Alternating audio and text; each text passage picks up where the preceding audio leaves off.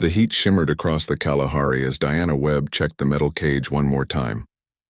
Inside, Brutus paced back and forth, his black and white fur catching the afternoon light. The honey badger had been with her for 3 months now, ever since she found him with his leg mangled in a poacher's trap. Most animals would have given up, but not Brutus. He fought the trap, fought the infection, and fought Diana every single day during treatment. She respected that about him. Diana ran the Wildlife Rehabilitation Center alone these days. Funding had dried up, volunteers stopped coming, and the government barely remembered this place existed. But the animals still needed help, and she refused to abandon them. 23 patients currently called her facility home, from an orphaned jackal pup to a vulture with a broken wing. Brutus rattled his cage door with surprising strength. Diana frowned at him through the mesh. His leg had healed well, but not perfectly. In the wild, that slight limp would get him killed within a week. Predators targeted the weak. He needed another month, maybe 2, before she could release him. The honey badger growled low in his throat, a sound that would make most people step back. Diana simply checked his water bowl. A strange sound cut through the air. Diana looked up, shading her eyes against the sun. The sky looked wrong somehow, too bright in places that should have been blue. She squinted, trying to understand what she saw. Then the first explosion ripped across the horizon. Diana stumbled as the ground shook beneath her feet. Orange light bloomed in the distance, followed by a rolling boom that rattled her teeth. More explosions followed, each one closer than the last. The animals went crazy, howling and shrieking in their enclosures. Her radio crackled to life on her belt. Static, then fragments of panicked voices. Words like attack and invasion and not human cut through the interference. Then nothing but white noise. Diana ran to her office, nearly tripping over her own feet. She grabbed her phone, but the screen stayed dark no matter how many times she pressed the power button. Dead. Everything electronic just stopped working. Through her office window, she saw them, massive shapes descending through the clouds, larger than any aircraft she had ever seen. They did not look like human machines. Angular and dark, covered in patterns that hurt to look at directly. Smaller objects broke away from the larger ships, falling toward the earth like deadly rain. One of those smaller objects crashed into the hillside 2 kilometers away. The impact sent a wave of dust and debris rolling across the savannah. Diana watched as a section of the strange craft opened and figures emerged. Even from this distance, she could tell they were not human. Too tall, moving in ways that defied normal biology. She stood frozen for exactly 10 seconds. Then training took over. Diana sprinted back outside. The other animals came first. She moved from cage to cage, throwing open doors and gates. The jackal pup hesitated, then bolted into the grass. The vulture flapped away clumsily. A caracal she had been treating for dehydration disappeared into the rocks without a backward glance. Better to take their chances in the wild than stay here when those things arrived. But Brutus could not survive out there. Not yet. Not with that leg. Diana grabbed her emergency pack from the supply shed. Dried food, water purification tablets, basic medical supplies, and her compound bow. She used the bow for tranquilizing aggressive patients, though she had practiced with regular arrows since she was 12. Growing up on a ranch taught her to hunt before she learned to drive. The honey badger snarled as she approached his cage. Diana did not have time for their usual careful handling routine. She threw a heavy blanket over him, endured his furious struggles, and wrestled him into a reinforced travel carrier. Brutus expressed his opinion of this treatment with sounds that would have made a hyena proud. More explosions shook the ground. Closer now, Diana could hear something else too. A high-pitched whine that set her teeth on edge. She slung the bow across her back, grabbed the carrier handle with both hands, and ran. The savannah stretched out before her, tall grass waving in the hot wind. She knew this land better than anyone. Every waterhole, every rocky outcrop, every animal trail for 50 kilometers in any direction. If those things came looking for her, she would make them work for it. Behind her, something landed at the rehabilitation center with a crunch of metal and splintering wood. Diana did not look back. She pushed through the grass, ignoring the burning in her legs and lungs. Brutus had gone quiet in his carrier, which meant he was either plotting revenge or finally understood the danger they faced. The rocky hills rose ahead, offering caves and crevices to hide in. Diana aimed for a narrow canyon she had explored years ago. A place where vehicles could not follow and the stone walls would block any scans or sensors these invaders might use. Another explosion. Close enough that the shock wave nearly knocked her down. Smoke rose into the sky from a dozen different points across the horizon. Diana's home, her life's work, everything she knew was burning. The world was ending, and she was running into the wilderness with nothing but a bow and an angry honey badger. She allowed herself one moment of fear, 1 second to acknowledge how completely everything had changed. Then she pushed it down, locked it away, and kept running, survival first. Questions later. That was how you dealt with any crisis, whether it was a wounded animal or the end of the world. Brutus growled softly in his carrier, as if agreeing with her unspoken thoughts. Diana adjusted her grip and picked up her pace. The canyon was still 3 kilometers away, and those alien soldiers would not wait forever to begin their search. The invasion had started, and somehow Diana Webb had become a refugee in her own land. But she was not helpless, and she was not alone. She had survived drought, disease, and dangerous animals for 15 years in this harsh country. These aliens were about to learn what that kind of survival taught a person. 3 days in the wilderness changed a person. Diana learned to move only at dawn and dusk, to cover her tracks with branches, to piss far from her sleeping spots so predators would not investigate. She learned to ignore the constant ache in her shoulders from carrying Brutus and her supplies across 40 kilometers of unforgiving terrain. Most importantly, she learned that the aliens were terrible trackers. They moved in straight lines, scanning with devices that hummed and clicked but apparently could not distinguish between a human and a herd of springbok. Their patrols followed roads and open ground, avoiding the thick brush where Diana spent most of her time. They were efficient and deadly, but they did not understand this land. That gave her an advantage she intended to keep. Diana crouched behind a termite mound, watching a patrol of 5 aliens cross a dry riverbed below. They stood at least 7 feet tall, covered in segmented armor that gleamed dully in the morning sun. Their faces remained hidden behind smooth masks, and their weapons looked nothing like human guns. Long rifles with no visible barrel, just a dark opening that sometimes pulsed with purple light. She had seen what those weapons could do. Yesterday, she watched from a distance as they found a group of refugees trying to reach the Botswana border. The aliens did not shoot to kill. Instead, the purple light washed over the humans and they simply collapsed. Alive but unconscious, loaded into floating platforms that carried them away to unknown destinations. Brutus shifted in his carrier beside her. The honey badger had finally accepted that the carrier was safer than being outside right now. He watched the aliens with the same intensity Diana felt, his small dark eyes tracking their movement. One of the aliens stopped suddenly. Its head turned, scanning the area. Diana froze, not even breathing. Had it heard something? Seen movement. The alien took 3 steps toward the termite mound. Diana's hand moved slowly to her bow. At this range, she could maybe hit one before the others reacted. But then what? She had nowhere to run if they all came for her. Something exploded from the grass near the alien's feet. A black shape, low and fast, launching itself at the alien's leg joint where armor met armor. The alien made a sound, high and sharp, stumbling backward. Its companions spun around, weapons raised. Brutus had escaped his carrier. The honey badger climbed the alien's leg with shocking speed, claws digging into the gaps between armor plates. The alien tried to shake him off, but Brutus did what honey badgers did best. He found a weak spot and attacked it without fear or hesitation. Diana made a split-second choice. She stood, drew her bow, and sent an arrow flying. It was not aimed at the alien Brutus was attacking. She aimed for the weapon of the nearest soldier, and her arrow struck true. The device sparked and died, purple light flickering out. The aliens scattered, seeking cover.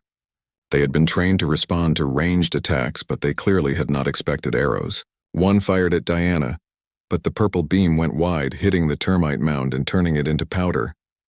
Diana was already moving. She rolled behind a rock outcrop, knocked another arrow, and came up firing. This one caught an alien in the shoulder joint. Not enough to seriously hurt it through the armor, but enough to distract it. Brutus had torn something critical on his target. Fluid leaked from the alien's leg joint, and the creature was making distressed sounds. The honey badger dropped to the ground and charged the next nearest alien with absolute zero sense of self-preservation. The remaining aliens were confused. Diana could see it in their movements. They kept trying to get clear shots at her, but Brutus was in their way, and they seemed reluctant to fire on their own comrade. These soldiers had probably conquered a dozen worlds, faced countless enemies, and none of them had prepared them for a 5-kilogram ball of rage with claws. Diana used their confusion. She fired 3 more arrows in rapid succession, each one targeting weapons or weak points in armor. She was not trying to kill them, just keep them off balance. Between her attacks and Brutus's furious assault, the aliens fell back toward the riverbed. The injured one retreated first, limping badly. The others covered its withdrawal, firing blindly toward Diana's position. One beam came close enough that she felt heat wash across her face. Then they were gone, disappearing into the brush with their wounded companion. Brutus did not pursue. The honey badger stood in the middle of the clearing, bloodied but uninjured, looking extremely pleased with himself. He had faced creatures 10 times his size and driven them away. In his mind, this was just another Tuesday. Diana rushed forward and scooped him up before he could find something else to attack. Brutus squirmed but did not bite her, which passed for gratitude in honey badger language. She checked him over quickly. Scratches, but nothing serious. His limp seemed better, actually. Apparently, rage was good physical therapy. She looked around the clearing. Alien blood, dark and thick like oil, stained the ground, scorch marks from their weapons, and her arrows scattered where they fell. Diana collected what she could but left 2 behind. Let the aliens find them and wonder. They needed to move immediately. The patrol would report this and more would come. Diana packed Brutus back into his carrier, ignoring his grumbling protests, and headed deeper into the hills. But something had changed. The aliens had seemed invincible before, untouchable. Now Diana knew they could bleed. They could be confused and scared. They could be hurt. And if they could be hurt, they could be beaten. She found a cave system that afternoon and made camp far inside where no sensors would reach. While Brutus ate dried meat from her supplies, Diana examined her bow in the dim light. 20 arrows left. She would need to make more, fashion them from materials around her. Diana had spent 15 years working with the most dangerous animals in Africa. She understood predators, understood how they thought and hunted. These aliens were just another predator, and every predator had weaknesses. She had 3 days of food left, half her water was gone, and she was alone in hostile territory with only a honey badger for backup. By any reasonable measure, she should be terrified. Instead, Diana Webb smiled in the darkness. She had just sent 5 armed soldiers running from 1 unarmed woman and an angry badger. The aliens thought they were hunting her. They were wrong about who was the hunter. The abandoned mining settlement appeared through the morning mist like a ghost from another time. Diana approached carefully, Brutus walking freely beside her now. The honey badger's leg had improved dramatically over the past week. He still limped slightly, but he could hunt and keep pace with her through rough terrain. She suspected the constant movement was actually helping him heal faster than rest ever would. Rusted equipment lay scattered around collapsed buildings. This place had been abandoned for 20 years, maybe longer. Diana had passed through here once during a tracking expedition, chasing a collared leopard that wandered too far from its territory. She remembered the old mining office had a radio tower, and where there was a tower, there might be salvageable equipment. She found the radio in a locked cabinet in what used to be the communications room, old, heavy, and probably military surplus from decades ago. Diana had no idea if it still worked, but it was her first real hope of contacting other survivors since the invasion started. It took her 3 hours to figure out the wiring. She was not an engineer, but she understood basic circuits from repairing tracking collars and motion cameras. When she finally got power flowing from a solar panel she rigged up, the radio crackled to life with beautiful static. Diana cycled through frequencies, hearing nothing but interference. Then a voice cut through the noise, speaking English with a West African accent. "This is Refuge Station 7. If anyone can hear this, respond on this frequency. We are at the old mission compound, 30 kilometers north of Francistown. We have supplies and shelter. Respond if you can hear this message." Diana grabbed the microphone with shaking hands. "This is Diana Webb, I hear you. What is your situation?" A pause. Then the voice came back, stronger now, excited. "Diana Webb? The wildlife rehabilitator? We thought you were dead. Your center was destroyed in the first wave. This is Joseph Osei. I used to work for the Parks Department. Do you remember me?" Diana did remember. Joseph was a senior ranger, tough and smart. If anyone could organize survivors, it was him. I remember. What is happening out there? How bad is it? The truth was worse than she imagined. The aliens had taken every major city within the first week. Most governments had collapsed or surrendered. Millions had been captured and transported to holding facilities. The aliens were systematically processing the human population, sorting people into categories that Joseph did not fully understand yet. But there was resistance. Small groups across Africa and around the world were fighting back using guerrilla tactics. Joseph's group included former rangers, scientists, local farmers, and anyone else tough enough to survive in the bush while avoiding alien patrols. "We could use someone with your skills," Joseph said. "You know the land, know animal behavior. That kind of knowledge is valuable now. These aliens stick to their patterns. They do not adapt well to unpredictable situations." Diana told him about her encounter with the patrol, about how Brutus had helped drive them off. Joseph was quiet for a moment, then laughed. It was a tired sound, but genuine. "A honey badger. Of course, those things are fearless. Listen, I have an idea. How far are you from the Chwapong Hills?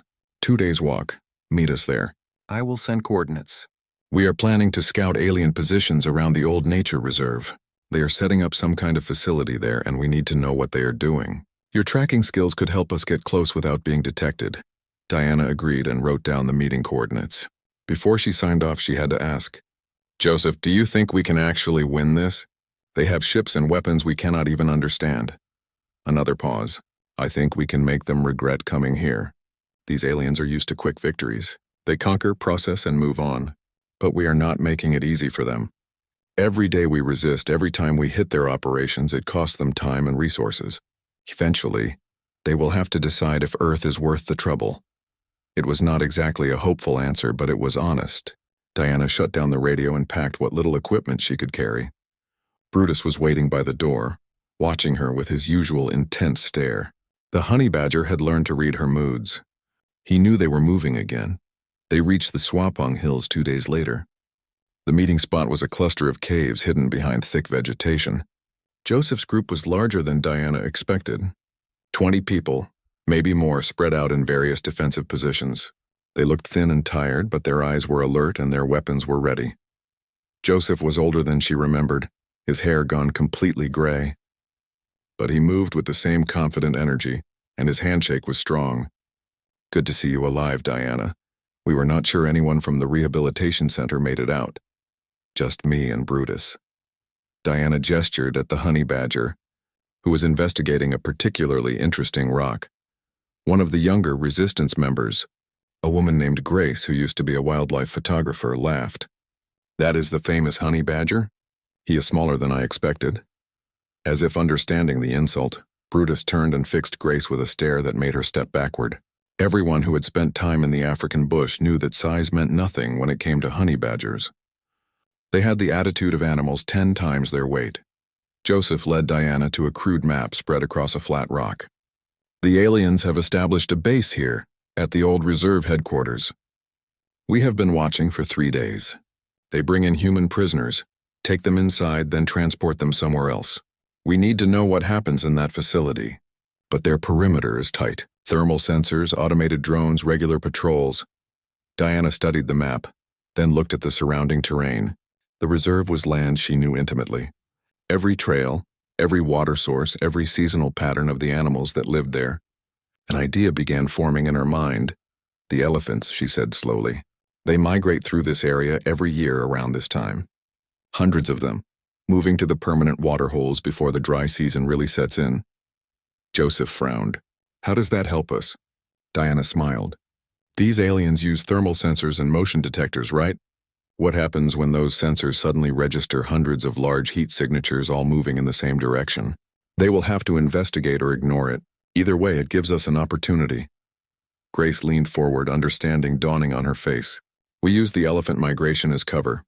"Exactly. We move with the herd. Use their numbers to mask our own heat signatures. The aliens will scan and see exactly what they expect to see. Animals. By the time they realize some of those animals are us, we will be inside their perimeter." Joseph looked at the map again, then at Diana. That is either brilliant or completely insane. With these aliens, maybe those are the same thing, Diana replied.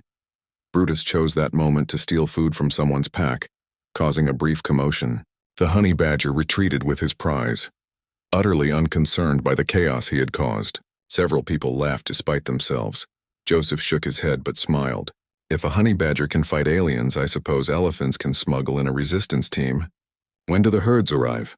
Diana checked the position of the sun and calculated the date. 4 days. Maybe 5. We need to move into position before they get here. The planning began immediately. Diana found herself at the center of it, using her knowledge of animal behavior to predict the best routes and timing. For the first time since the invasion, she felt like she was doing more than just surviving. She was fighting back. Diana's plan worked better than anyone expected. The resistance spent 4 weeks using animal behavior as a weapon, and the results were starting to show. The aliens were confused, their resources stretched thin, and their rigid military doctrine could not adapt to the chaos of African wildlife. It started with the elephant migration. Joseph's team infiltrated the alien facility exactly as Diana predicted, moving with the herd and using the massive animals as cover. They gathered intelligence, sabotaged equipment, and escaped before the aliens understood what happened. The invaders spent 2 days trying to determine how human intruders bypassed their sensors, never suspecting the elephants themselves were the answer. But that was just the beginning. Diana taught the resistance how to read animal signs, how to predict where predators would hunt and when herbivores would move. They used this knowledge to stay ahead of alien patrols, always 3 steps removed from danger. More importantly, they learned to weaponize the land itself. The breakthrough came when Diana proposed marking alien vehicles with scent lures. She created mixtures from plant materials and animal secretions, compounds that smelled like food or territorial markers to local wildlife. The resistance would sneak close during nighttime raids and paint these lures on alien transports and equipment. The results were spectacular. A pride of lions investigated a marked supply truck and tore it apart looking for the phantom meal they smelled. Cape buffalo stampeded through a marked patrol route, scattering soldiers and destroying 2 of their floating platforms. Even smaller animals caused problems. Troops of baboons, attracted by fruit scent markers, raided alien camps and created such chaos that human fighters could slip in and steal weapons during the confusion. The aliens started treating Earth's wildlife as hostile forces. They established protocols for animal encounters, diverted troops to guard against animal attacks, and even requested specialized equipment from their command. Diana learned about that last part from intercepted communications. Joseph's team had salvaged a translation device from a crashed alien scout ship. It was limited, but enough to understand the growing frustration in alien reports. Unexpected biological hostility, one report said. Local fauna demonstrates organized aggression patterns inconsistent with natural behavior. Request ecological suppression authorization. Diana sat in the resistance camp. Brutus curled up beside her and tried to understand what ecological suppression meant. Nothing good, she suspected. The aliens were losing patience with Earth's biodiversity. Grace approached with a bowl of heated rations. The photographer looked healthier now, more confident. She had taken to the resistance life better than most. Joseph wants to see you. We picked up something on the communications device. Sounds important. The command cave was crowded with people studying maps and equipment. Joseph looked up as Diana entered, his expression grim. They are bringing in specialists. Military units trained specifically for dealing with dangerous wildlife. We have maybe 12 hours before they arrive. Diana felt her stomach drop. How many? At least 50, possibly more. Heavy weapons, protective gear designed to withstand animal attacks. They are taking us seriously now. Joseph pointed to a marked location on the map. They are setting up a base here at the old hunting lodge. From there, they will start systematic sweeps of the region, killing any predators they encounter. The room went quiet. Everyone understood what this meant. The aliens were about to turn their advanced weapons on Earth's wildlife, eliminating anything they perceived as a threat. Elephants, lions, rhinos, everything Diana had spent her life protecting would be slaughtered to make the occupation easier. We have to stop them, Diana said. Before they can establish that base, a younger fighter named David shook his head. How? We are talking about trained alien soldiers with weapons that can level buildings. What are we supposed to do, sick a honey badger on them? Everyone looked at Brutus, who was methodically chewing on a strap from someone's pack. The honey badger paused and looked back at them with his usual fearless stare, as if seriously considering the challenge. "No," Diana said slowly, an idea forming. "But we can do something similar. These specialists are expecting animals to be threats, right? They are prepared for direct attacks, for charges and ambushes. But what if we give them something they are not prepared for?" She moved to the map and traced a line from the hunting lodge to a nearby river system. "The Okavango Delta is flooding right now. Seasonal rains happens every year. The water brings hippos, crocodiles, and everything else that lives in the rivers. These aliens probably see the delta as a water source and nothing more." Joseph leaned forward, understanding beginning to show on his face. "But it is also one of the most dangerous ecosystems in Africa." "Exactly. Hippos kill more people than any other large animal in Africa. Crocodiles are ambush predators that have perfected their hunting over millions of years, and both thrive in murky water where thermal sensors are useless." Diana tapped the map. "We draw the aliens into the delta. Make them think we have a base there. They will come in force, confident in their weapons and armor, and the delta will teach them why we respect nature." Grace pulled up satellite images on a salvaged tablet. "The hunting lodge is only 5 kilometers from the delta edge. We could create a false trail, make it look like we are operating from the flooded areas." "They will scan the area first," David pointed out. "Their sensors will tell them it is just water and animals." Diana smiled. "That is what we want them to think. They will see hippos and crocodiles and dismiss them as irrelevant. By the time they realize those animals are not irrelevant, it will be too late." The plan came together quickly. The resistance would create obvious signs of human activity leading into the delta. Equipment deliberately left behind. Footprints, even staged camps that looked recently abandoned. The aliens would follow the trail, thinking they were hunting a small group of guerrilla fighters. Instead, they would find themselves wading through chest-deep water filled with territorial hippos and hungry crocodiles. Diana volunteered to lead the bait team. She would go into the delta, leave the obvious trail, and be ready to escape once the aliens took the bait. Joseph tried to argue, but Diana cut him off. "I know this environment. I have worked in the delta for years. If things go wrong, I have the best chance of getting out alive." She did not mention that this was also personal. These aliens wanted to kill the animals she had spent her life protecting. They needed to learn that nature on Earth was not some obstacle to be cleared away. It was part of what made humanity strong. Brutus apparently agreed with her decision. The honey badger grabbed his travel carrier in his teeth and dragged it toward the cave entrance, making his opinion on staying behind perfectly clear. Diana sighed but did not argue. Brutus had earned his place in this fight. They moved out at dawn.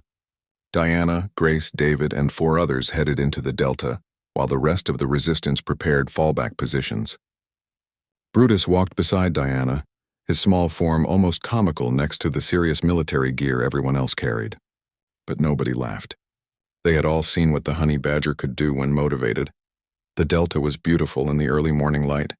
Mist rose from the water, birds called from the reed beds, and hippos grunted in the distance. Diana felt a strange calm settle over her. This was her element. These aliens had technology and weapons, but she had something they could never take away. She had home field advantage. By midday, they had planted enough false evidence to convince any tracker that a resistance cell operated from the Delta Islands. Diana even staged a fake radio transmission, letting the aliens intercept coordinates and supply information. It was theatrical, maybe even obvious, but she was betting the aliens would be overconfident. They thought they were hunting frightened humans in unfamiliar territory. They did not understand they were walking into an ambush millions of years in the making. Diana's radio crackled. Joseph's voice came through tight with tension. They took the bait. "Ecological suppression unit is moving toward your position. 53 soldiers, heavy weapons heading straight into the delta. You need to get out now." Diana looked across the water at her team. They were already moving, following the escape route she had planned. But there was one more thing she needed to do. She pulled out her bow, nocked an arrow, and carefully shot it into a massive hippo bull's territory. The arrow had been soaked in scent markers that suggested a predator was nearby. The hippo surfaced immediately, scanning for threats with the aggressive wariness that made his species so dangerous. Then, Diana and Brutus ran, leaving the delta to defend itself. Behind them, the alien suppression unit entered the water, confident in their armor and weapons. The hippos and crocodiles disagreed with that confidence. The screams, both human and alien, carried across the water for a long time. The Delta operation changed everything, but not in the way Diana hoped. The ecological suppression unit was devastated. Out of 53 alien soldiers, only 19 made it out of the water alive. The others fell to hippo attacks, crocodile ambushes, or simply drowned in the chaos when their heavy armor dragged them under the murky water. It was a stunning victory for the Resistance. It was also their death sentence. The aliens responded within 48 hours. Not with more soldiers or better tactics, but with fire. Massive ships appeared over the Delta and burned it. Energy weapons turned water to steam, incinerated vegetation, and killed everything that moved. Hippos, crocodiles, birds, fish, everything. The fires spread for kilometers, consuming the wetlands in a holocaust of heat and destruction.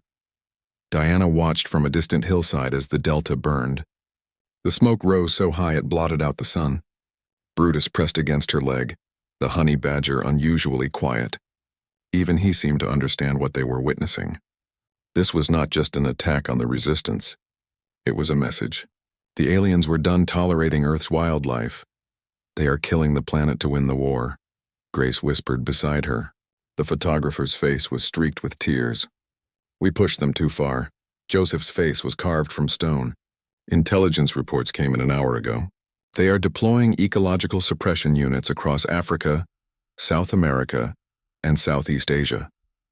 Anywhere Resistance has used wildlife tactics, they are responding with systematic elimination. They are going to kill every large predator on Earth. The Resistance camp was silent that night. They had won a battle and triggered a genocide. Diana sat alone, Brutus curled in her lap, trying to process the weight of what her tactics had unleashed. She had wanted to protect the animals, to use humanity's connection with nature as a weapon. Instead, she had painted a target on every creature that made Earth unique. The attack came at dawn. Not on the Resistance camp, but on the region itself. Alien forces launched a massive sweep operation. Hundreds of soldiers supported by aircraft and heavy weapons. They were not trying to capture humans anymore. They were trying to clear the area completely, eliminate any potential threat before establishing permanent control. Joseph made the call immediately. Everyone scatter. Small groups, different directions. We cannot fight this head-on. He grabbed Diana's shoulder. Take your team east toward the Serengeti. If we survive this, we regroup at the secondary location. The retreat was a nightmare. Alien patrols were everywhere. Their sensors finally calibrated correctly for tracking humans through wilderness. Diana's group of 6 was running constantly, barely staying ahead of pursuit. They lost David on the second day when he stayed behind to cover their escape. Grace took a glancing hit from an alien weapon on the third day, a burn across her ribs that left her barely able to walk. By the fourth day, they were down to 3 people and a honey badger, running on empty stomachs and pure desperation. Diana knew they could not keep this up. The aliens were hurting them, pushing them towards something. She could feel it in the pattern of the patrols, the way escape routes kept narrowing. They broke from the tree line at sunset and found themselves facing a nightmare. The aliens had established a massive detention facility in the middle of the savannah. Towers, walls, and hundreds of human prisoners behind energy barriers. And between Diana's group and any hope of escape stood at least 30 alien soldiers. Surrender or be eliminated, a voice said in accented English. An alien stepped forward, taller than the others, its armor decorated with symbols Diana did not recognize. You have caused significant damage to occupation operations. But resistance is over. You will be processed with the others. Diana looked at her companions. Grace could barely stand. The other 2 survivors, local farmers named Abel and Ruth, had faces etched with exhaustion. They had fought hard, but this was the end. There was nowhere left to run. Brutus growled. The honey badger stepped forward, placing himself between Diana and the aliens. His small body was tense, ready to attack. He would die defending her, would throw himself against impossible odds without hesitation or fear. That was what honey badgers did. Something broke inside Diana. These aliens could kill her, could kill every human on Earth, but they would never understand what they were destroying. They saw Earth as a resource, saw humanity as a problem to be solved.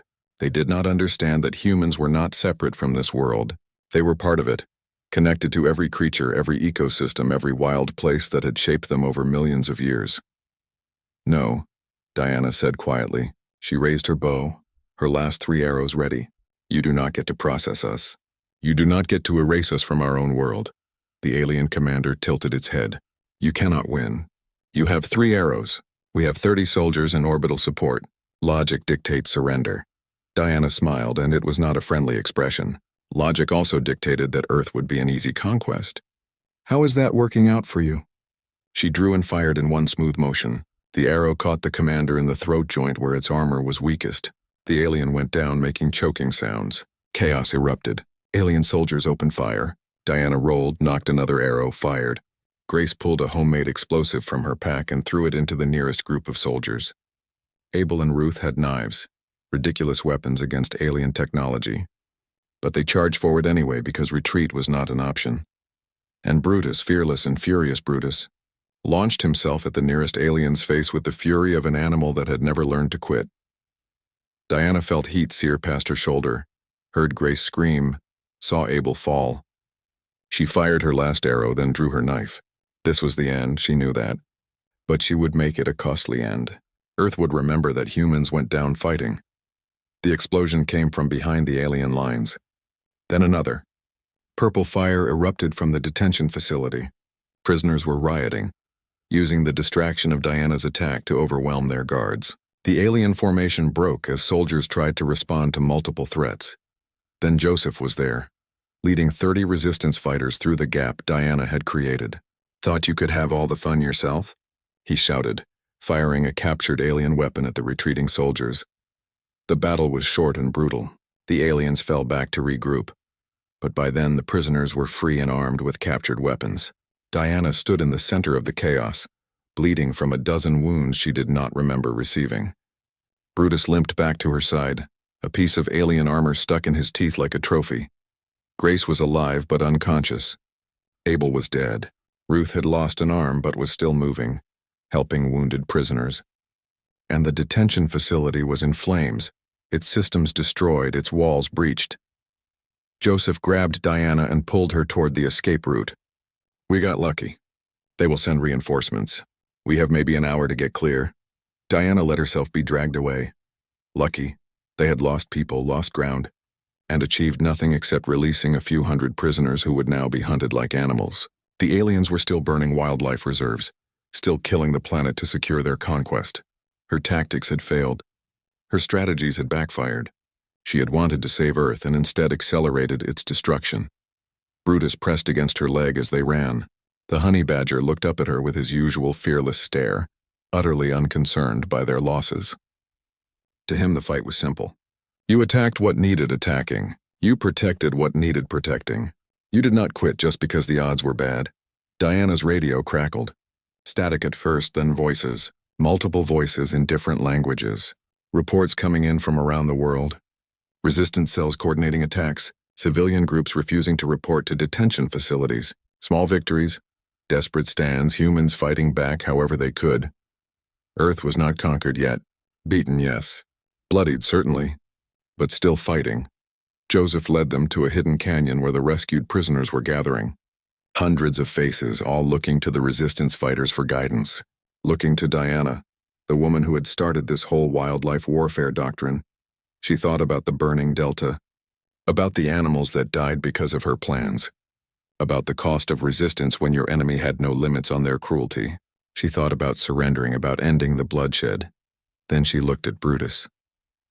The honey badger was eating someone's rations, utterly confident that tomorrow would bring new fights and new opportunities to prove that size meant nothing compared to spirit. Diana stood up straight despite her wounds.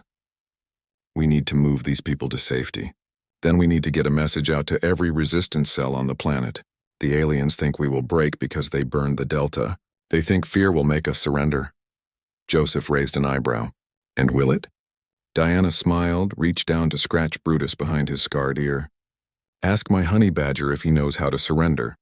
I have got a better idea. The Serengeti is about to host the greatest animal migration on Earth. 2 million wildebeest, 1 million zebras, hundreds of thousands of other animals all moving together. The aliens want to clear Earth of dangerous wildlife. Let us introduce them to the real danger. Not predators. Not strategy. Then what? Grace asked weakly from her stretcher. Diana's smile widened. Numbers. Unstoppable, overwhelming, impossible to control numbers. The aliens have ships and weapons. We have a planet that refuses to die quietly. Time to remind them what they invaded.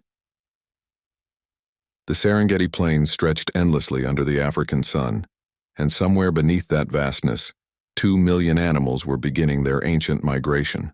Diana stood on a rocky outcrop, binoculars pressed to her eyes, watching dust clouds rise in the distance. The herds were moving early this year, pushed by drought and instinct toward water and fresh grass. Perfect timing. Behind her, the resistance had transformed. What started as Joseph's small group of survivors had grown into something larger. Freed prisoners, scattered military units, civilian refugees who were tired of running. Nearly 300 people now, spread across multiple camps, all coordinating through salvaged communications equipment, and all of them were betting everything on Diana's plan. The alien command center is here. Joseph pointed to aerial images they had captured using a salvaged drone.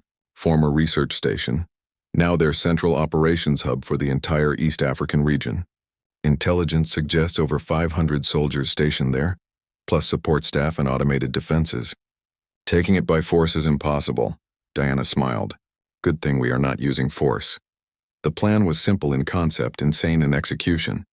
The migration would pass within 3 kilometers of the alien command center. Diana's team would position themselves within the herds, using the same scent masking techniques that had worked before. But this time they were not hiding. They were directing. For 2 weeks, Diana and her specialists had been preparing the migration route. They burned grass in strategic locations, forcing the herds to shift their path. They created artificial water sources that attracted scouts from the main herd. They worked with the land itself, using humanity's oldest talent. Not domination, but cooperation. Guiding rather than controlling. Brutus supervised everything, of course. The honey badger had become something of a mascot for the resistance. Soldiers would rub his head for luck before missions. Children in the camps told stories about the fearless badger who attacked aliens without hesitation. Brutus tolerated this attention with his usual dignity, which meant he ignored everyone unless they had food to offer. Diana checked her equipment one final time. Bow and arrows, though these were special. Each arrow tip had been modified with chemical markers. Compounds that would trigger specific reactions in different animals. One scent would panic zebras. Another would enrage wildebeest bulls. A third would confuse predators following the herd. She had 20 arrows, and each one would be a trigger for chaos when used correctly. Grace approached. Her burns healed, but still painful. She carried a camera, naturally. If we survive this, the images will be incredible. Humanity's last stand, led by a wildlife rehabilitator and her honey badger. When we survive this, Diana corrected. I did not crawl through African bush for 3 months to die now. The night before the attack, Diana could not sleep. She walked through the camp, seeing faces of people who believed in her plan. Joseph sharpening his captured alien weapon. Ruth learning to use her prosthetic arm. Dozens of others all preparing for a battle that would determine if Earth remained human or became another conquered colony. Brutus found her sitting alone, staring at the stars. The honey badger climbed into her lap without invitation, as he always did. Diana stroked his scarred fur, feeling the warmth of his small body. This creature had saved her life more times than she could count. Had faced aliens without fear, had proven that size meant nothing compared to courage. We are going to win tomorrow, she told him quietly, because we have something they do not understand. We belong here. This is our world, and every creature on it is part of our family. Even the difficult ones. She scratched behind his ears, earning a contented grunt. Dawn came too quickly. The resistance moved into position as the first light touched the plains. Diana's team inserted themselves into the migrating herds, moving slowly to avoid spooking the animals. It was delicate work, dangerous work. One wrong move and they would trigger the stampede early before the aliens were in position. The herds moved like a living ocean. Wildebeest stretched from horizon to horizon, their hooves thunder on the dry earth.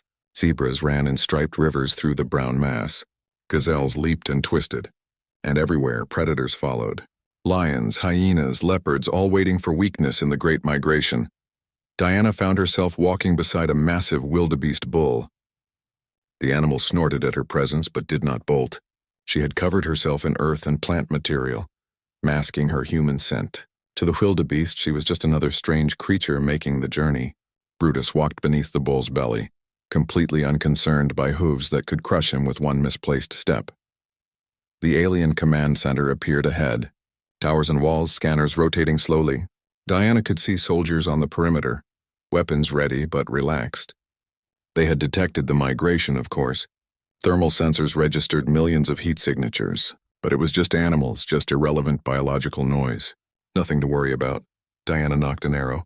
Around her, hidden in the herds, 30 other resistance fighters prepared their own weapons and triggers. This had to be perfect. Too early and the aliens would have time to respond. Too late and the herds would pass by without engaging. The command center's scanners swept across the migration. Diana held her breath. If they detected the humans hidden in the herds, if they realized this was an attack, the scanners continued their rotation. All they saw were animals. Diana drew her bow, aimed carefully, and released. The arrow struck a wildebeest bull directly in the flank, injecting the panic compound. The bull bellowed in shock and terror, spinning wildly.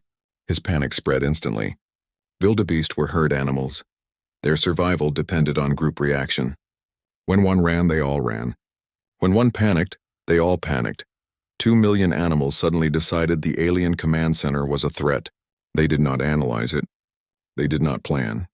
They simply ran away from danger, and danger happened to be in the exact opposite direction of the command center. The stampede was not just movement. It was geology in motion.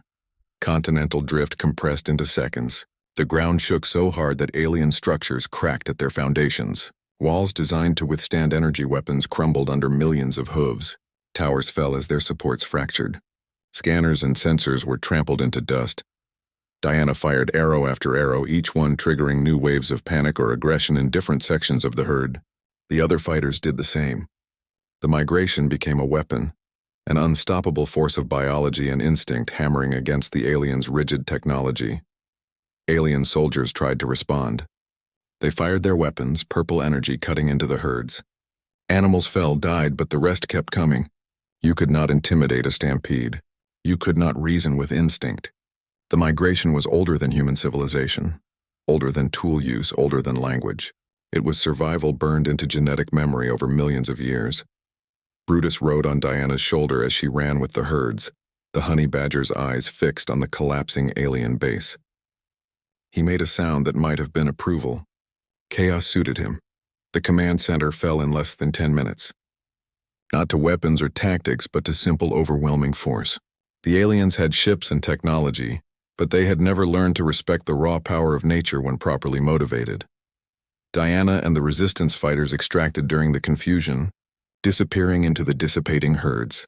Behind them, alien reinforcements arrived to find their central command crushed beneath countless hooves, their communications arrays destroyed, their leadership scattered or dead, and most importantly, their certainty shattered. The footage spread across every resistance network on Earth within hours. Grace's camera had captured everything. Humanity watching as their own wildlife, guided by human knowledge, destroyed an alien stronghold without a single human firing a shot. Other resistance cells saw the footage and understood. They began their own versions of the strategy. In South America, resistance used river dolphins and caimans. In Asia, tigers and water buffalo. Everywhere humans lived, nature lived alongside them, and everywhere nature could be guided to defend its home. The aliens sent their reports to high command. Diana eventually read translations of those reports, shared by resistance intelligence. The words were telling. Subject species demonstrates unexpected tactical flexibility. Local fauna prove more aggressive than any previously conquered world. Resource expenditure to value ratio approaching unacceptable levels. Recommend strategic reassessment of Earth occupation. 3 months after the Serengeti attack, alien ships began leaving Earth's atmosphere. Not all of them. They left garrisons, maintained their detention facilities, tried to pretend they were still in control. But the momentum had shifted. Humans were not beaten, and the planet itself fought alongside them. The war was not over. Diana knew that. But for the first time since the invasion began, she believed they might actually win. She sat outside the rebuilt rehabilitation center, watching Brutus investigate a new patient. A young leopard with a broken leg, scared and aggressive. The honey badger approached without fear, and somehow the big cat relaxed at his presence. Animals understood Brutus in ways humans never could. He was a survivor, a fighter, completely unimpressed by size or reputation. Joseph visited that evening with news. The UN remnant is reorganizing. They want you on the council. Strategic advisor for ecological warfare. Apparently using honey badgers against aliens is now official military doctrine. Diana laughed. Tell them I'm busy. The animals still need care, and Brutus needs someone to stop him from starting fights he cannot finish. As if summoned by his name, Brutus emerged from the leopard's enclosure with a piece of the cat's dinner in his mouth. The leopard watched him go, too shocked to protest the theft. Joseph shook his head in amazement. That animal should be dead 100 times over. He does not understand the word impossible, Diana replied. Maybe that is what we needed. Someone to show us that impossible is just a word. She looked up at the stars where alien ships still hung in orbit and smiled. Earth was still fighting. Humanity was still free. And somewhere in the Serengeti, 2 million wildebeest continued their eternal migration. Unconcerned with invasions or aliens or human struggles, they simply lived, as they had for millions of years. That was the lesson the aliens never learned. Life on Earth did not yield to threats. It adapted. It survived. And when pushed hard enough, it pushed back with the fury of 4 billion years of evolution. Diana Webb was just a wildlife rehabilitator who got lucky. Brutus was just a honey badger who did not know when to quit. Together, they had shown the galaxy that Earth was not some helpless world waiting for conquest. It was home, and home fought back.